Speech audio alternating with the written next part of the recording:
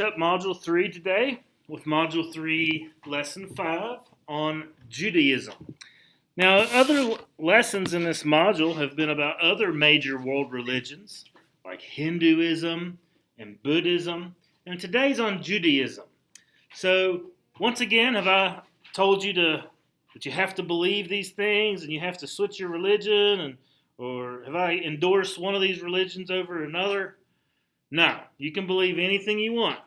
That being said, it's still important to know about other cultures, other ways of life, and other belief systems. All right? Okay, so today we're going to talk about Judaism. Now, Judaism, much like it has a lot of similar aspects to Christianity. Now, I know we haven't talked about Christianity yet, but I would imagine that many of you have some sort of background knowledge about Christianity. Now, a lot of the things in Judaism come from their holy book. What is the holy book of Judaism? The Torah. The Torah is really just the first 5 books of the Old Testament. They do not call their book the Old Testament. It's just the Testament. All right? There's no such thing as Old Testament to the Jews. But the Torah is the holy book of the Jewish people. Do you guys know what the 5 books that make up the Torah are? Do you know the very first one? Genesis, Exodus, Leviticus, Numbers, Deuteronomy. That's the Torah. Okay, the first 5 books of the Torah, first 5 books of the Old Testament. Remember, they don't call it the Old Testament. Now, you can see this scroll. This is an actual Torah. An actual Torah is handwritten. And as the scribe writes it, he says it out loud, so it almost becomes like a living prayer. And they're written on scrolls, even to this day. Okay, now that being said, you can own a Torah that's just like a book, but used in actual Hebrew rituals, you use the scroll. Okay? Now, Judaism gets its beginnings with what person? What human? What prophet? It is Abraham. Very good. Abraham. Abraham, according to the Torah in Jewish faith, was chosen by God to move his people to a place called Canaan. Canaan. Canaan. Canaan is located in present-day Israel. So it's in that same area where the Phoenicians were. Remember we talked about the Phoenicians? Did you guys watch your video? Okay. So, once they arrived there, they established a thriving community. As Abraham and his people were just kind of nomadic and living off the land, but once God promised Abraham that this land that he's promising him would be bountiful, be the land of milk and honey, things that are rich and decadent. And they established a thriving community there. Until eventually a drought happened. And this drought forces Abraham and Abraham's followers of God, to leave. They had to leave.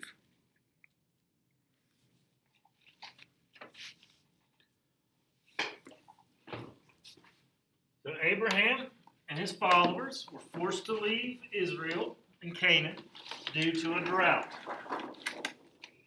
Okay? So I pulled my map down here, and I'm showing you where Israel is on the world map. And it's in the area where we talked about there being the Phoenicians. Where else might they go where they could survive? Where is their other civilization? Where could they go where they might be accepted and taken in? Or just a place where they could have something to eat and drink? Any other ancient civilizations around? Egypt. They had to flee to Egypt. And when they arrived in Egypt, did the Egyptians say, "Oh, welcome, Israelites from the land of Canaan.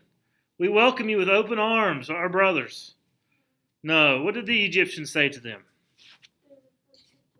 "Hey, you guys are near death and starving. We're going to subjugate you, make you swear fealty to the Pharaoh, and make you our slaves." And so the Israelites were enslaved by the Egyptians for around 200 years, according to historians' best guesses. About 200 years.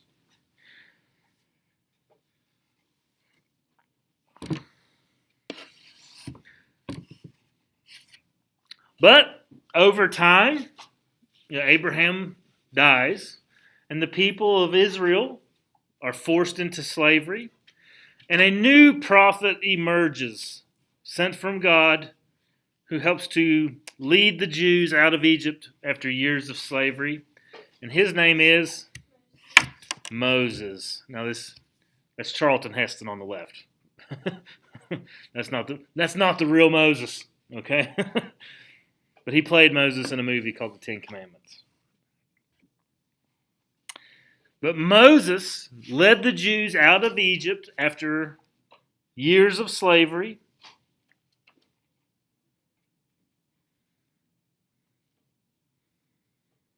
Takes them back across the desert into the land of Palestine, home, back in Israel, southern Israel.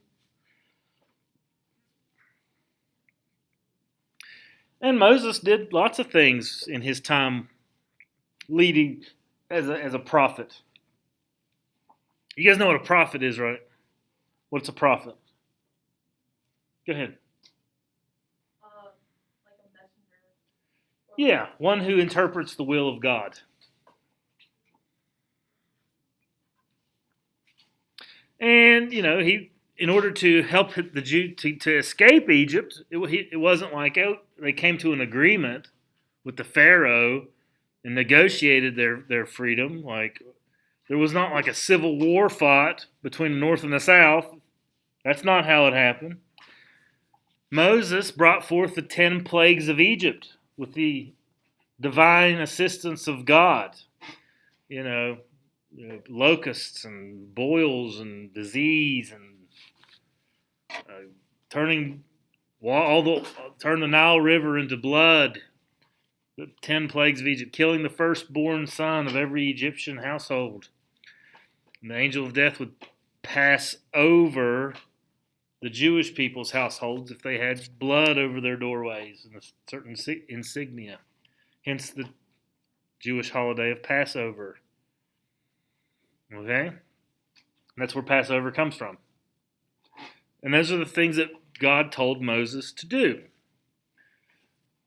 Once they escape and they're wandering in the desert, God once again speaks to Moses and gives him a code of law. A code of law.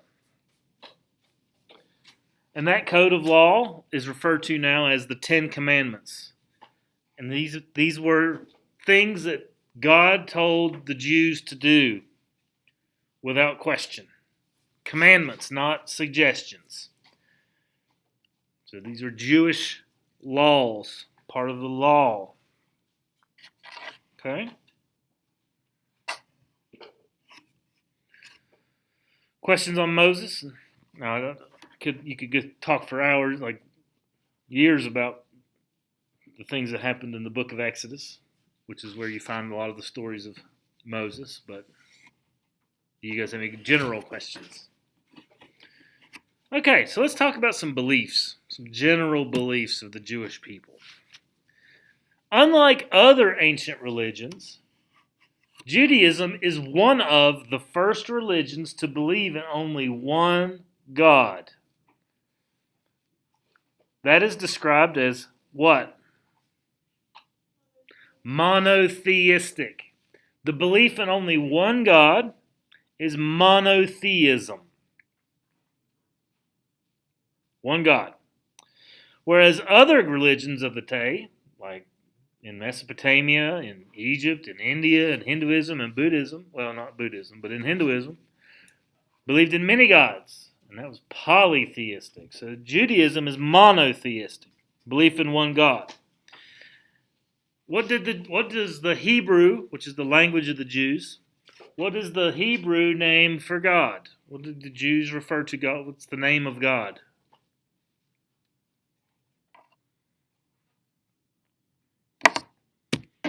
Yahweh. Yahweh, which later gets interpreted as Jehovah.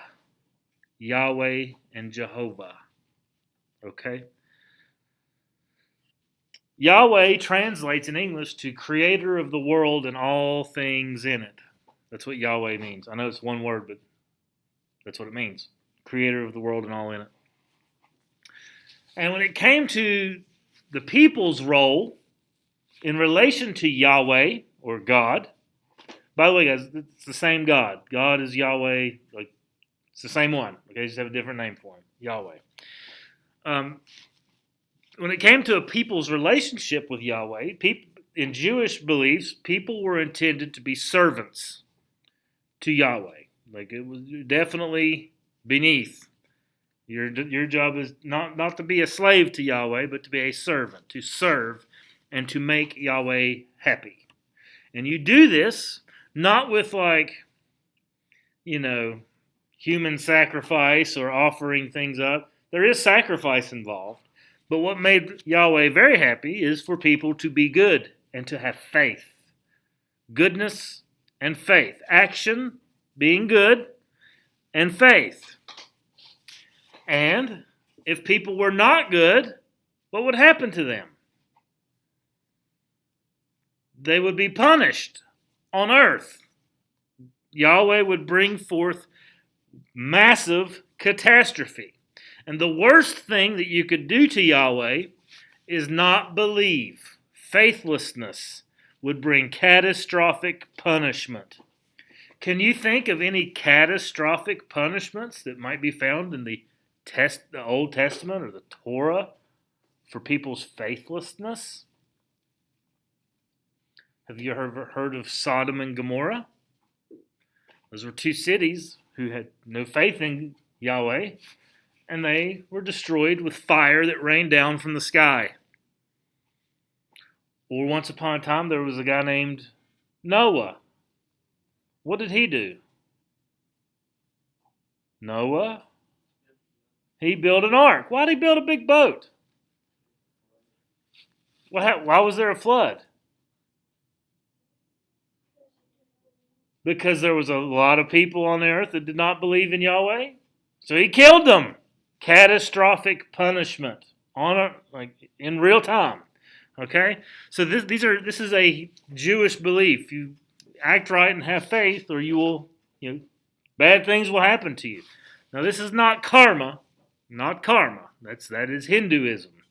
This is all this has to do is with faith. But if you have faith, then God will respect that. And then this is all part of the three main aspects of Judaism. The three main aspects. First is that there is it's like the people have a contract with God. If the people have faith, Yahweh will protect them. If the people have faith, Yahweh will protect them. And there's countless examples of this in the Old Testament, which the Jewish people believe is evidence of this covenant. Have you ever heard the story of Daniel in the lion's den? The Babylonian king Nebuchadnezzar wanted to punish Daniel because he would not worship Nebuchadnezzar, worship him as a god. And so he threw Daniel into a lion's den with starving lions. Well, what would you anticipate would happen? That he would be eaten immediately. But Daniel was not, because Daniel had faith. Other examples, the Babylonians tried to set on fire some Jewish people, and the fire swirled all around them, but never burned them. So examples of how the covenant with God protects people. They had faith, and in exchange for that, God provides protection. It's a Jewish belief. Mr. Moore? Yes, ma'am. Yes, ma'am. Yes, ma'am. You're welcome. Mrs. Hawkins needs to see you with your iPad. Where do I do? Go to the office and say Mrs. Hawkins needs to see me. Okay. So that's the covenant. That's the first of the three aspects of Judaism. Secondly, law. What's the law? The Ten Commandments. The Ten Commandments, as handed down to Moses. And they contain a variety of things many of you might be familiar with. No killing, no stealing, no cheating, no lying, no coveting, things of that nature. No worshiping false gods, etc. Okay? The third aspect of Judaism is the idea that there are prophets. Prophets. People who could speak to God and receive messages from God. And there are lots of prophets in Judaism. Abraham, Moses, Isaiah, Elijah. Lots of prophets. That's just, naming a few. Ezekiel.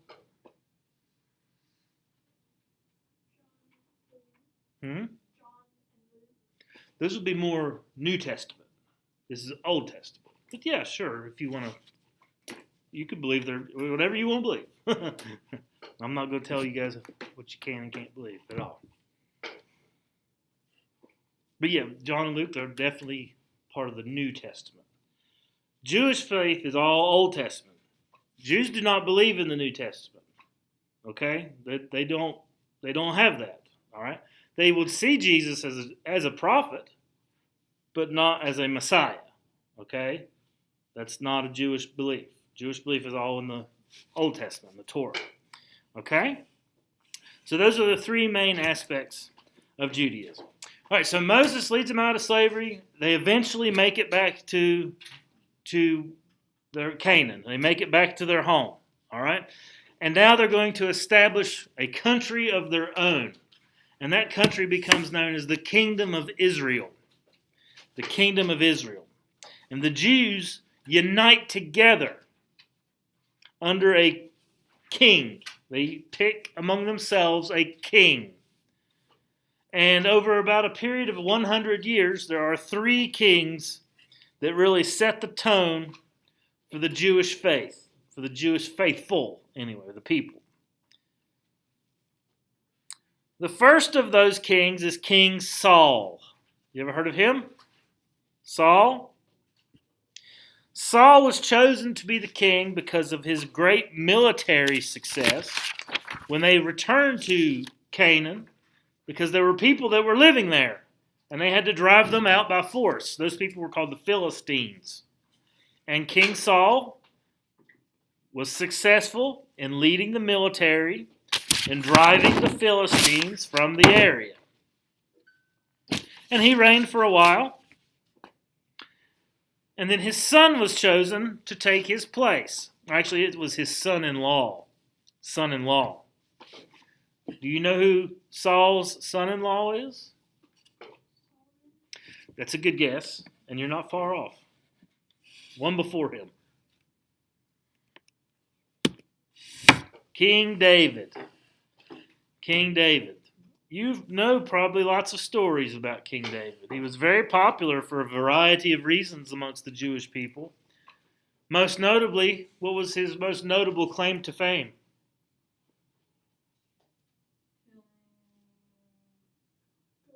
That's right. David defeated Goliath with a slingshot. Same guy. Okay? So, Goliath was seen as this immortal warrior of the Philistines. And David was just this puny little pipsqueaky guy. And he used slingshot and defeats him and gains glory on the battlefield, saving the lives of a lot of Jews. He unites the kingdoms or the tribes of Israel together and creates a capital city. What is the capital city of Israel? Jerusalem. Establishes Jerusalem as the capital city of Israel. So Jerusalem becomes a very important site, a holy site for the Jewish people. And under King David, he founds a dynasty. A dynasty. What's a dynasty? What's a dynasty? That's right. Power would be passed down from generation to generation within the same family unit. So if he's founded a dynasty, who will take over for him? Yeah, Solomon. King Solomon.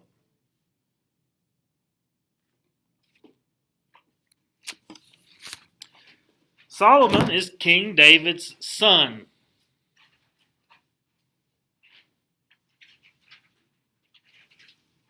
Whose mother was Bathsheba. And he was the most powerful of the Israelite kings. The most powerful of the Israelite kings. And he gave orders during his reign as king to build a great temple in Jerusalem. And this is only a very few parts of that temple exist today. There's like a wall that was part of the foundation of the temple that's still there. You'll see Jews go there and worship in front of it, as it was part of the temple of Solomon. All right, it's the same temple that where Jesus was when he was, alive. That temple. Okay, even though it had been destroyed and rebuilt several times throughout history, but Solomon is the person who orders it to be built, and this was one of the largest temples on earth. So it's extremely expensive and extremely a difficult undertaking. But he does this, and this temple of Jerusalem was built under the order of King Solomon. The purpose of it was to give glory to God and to become the permanent home of the Ark of the Covenant. What is the Ark of the Covenant? That's not actually it. That's what it's believed to look like. But what is the Ark of the Covenant? The Ark of the Covenant is the vessel in which contained the tablets that Moses brought down from God, that God wrote on, that the Ten Commandments were written on. Okay? Nobody knows where the Ark of the Covenant is today, because this temple that Solomon builds gets destroyed a whole bunch by lots of different people over thousands of years. The Babylonians, the Persians, the Romans, the Greeks. It gets conquered a lot and destroyed and rebuilt and destroyed and rebuilt. It happened a lot over time, but nobody knows. But that was one of the purposes of the temple, was to house the Ark of the Covenant. It's somewhere. We just don't know where. Now, this building was extremely large, extremely expensive to make. Well, if it was built by the government, the king, how does the king pay for it? If our government wants to build something, how are they going to pay for it? Taxes. They tax the people. And so King Solomon puts high taxes on the citizens of Israel and forces men to work a certain amount of the year for the construction of the temple for free. A work requirement. All right, this is not an uncommon thing in the ancient world, where you had to stop what you're doing and go work for the government for a period of time, and then you can go home. A work requirement. So high taxes and a labor requirement. How would you feel about that? How do you think your parents would feel if all of a sudden their taxes got doubled and 3 months out of the year they had to quit their jobs and go work for the government? Would they be cool with that? No, they would complain. Do you think the Jews complain? Yes, it made them very unhappy. And so many of the Jews revolted against King Solomon. And this revolt led to a split in the Jewish kingdom, where you had the kingdom of Israel in the north and the kingdom of Judah in the south. Judah and Israel, two kingdoms now. The north becomes Israel and the south became Judah.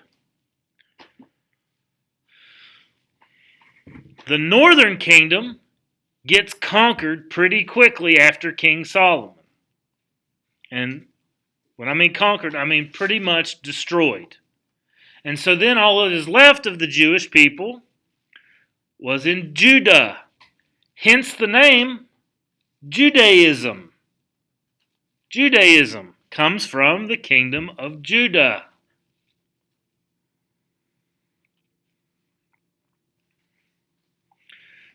As you can see, that is where Jerusalem is, the kingdom of Judah. All right? Okay, so the kingdom splits. The north becomes Israel. The south becomes Judah. The north gets conquered and destroyed. And only Judah remains. Hence the name Judaism, the religion of the Jews. That's where the language stems from. Everybody with me? You follow me? Make sense? All right, so we talked about the conquering of the Jews. And one of the many people who conquered them were the Babylonians. The Babylonians, they would have been part of Mesopotamia. They would have been like from Mesopotamia. It was a city-state there. Okay? And the leader of Babylon, who conquered the Jews, was King Nebuchadnezzar. Nebuchadnezzar. I have it spelled up there so you can see it. King Nebuchadnezzar, and that's his picture on the right. King Nebuchadnezzar of Babylon conquers the Jews. In doing so, he destroys their temple, the one that King Solomon had such high taxes on and made people work so hard on. Nebuchadnezzar destroys it. Captures the Jewish people and makes them go to Babylon to hang out. What's he going to do with them there? He enslaves them. So the Jewish people are once again thrust back into captivity and made to be slaves to a foreign power in a foreign land. But many of the Jews hold true to their covenant with God. What's the covenant with God? If you have faith, you will be protected. You are the chosen people. And you can see Daniel here in the lion's den, safe as in his mother's arms, right? So the Jews maintain their faith and their religion, even though they're in captivity, even though they were forced and tortured. This would be torture, guys. They were tortured, and they still maintained their faith. Eventually, Nebuchadnezzar loses his mind, and the Jews become free and return to Jerusalem and promptly begin rebuilding their temple. Just to be conquered again, just to be rebuilt again, just to be conquered again, just to be rebuilt again, and just to be conquered again. You see a theme that emerges amongst the Jewish people throughout history. Enslaved by the Egyptians, they flee and escape slavery. Enslaved by the Babylonians, flee and escape slavery. Rebuild their temple. After it was destroyed by the Babylonians. Rebuild it. destroyed by the Greeks, rebuilded, destroyed by the Persians, rebuilded, destroyed by the Romans finally. And that was the final straw for that, as the Romans maintained control over them for a very long time. Okay? So, questions about the very basic aspects of Judaism? Like this is like a world religion, and I told you about it in 31 minutes. Obviously, that's not everything. But do you have the general idea? Okay, if you have questions or if you'd like to have any comments, or maybe if I said something wrong, please don't hesitate to contact me. Like, that art, we were like, they talk about how the Byzantines, they like went in and like did a lot of stuff. Was that like. Okay, the Byzantines, that was like the Eastern Roman Empire, and that they existed like in the era of Justinian and after the collapse of the Roman Empire. So we're looking at like 400s to like 1300s AD. Way after that. Yeah, this is pre Christianity, thousands of years ago.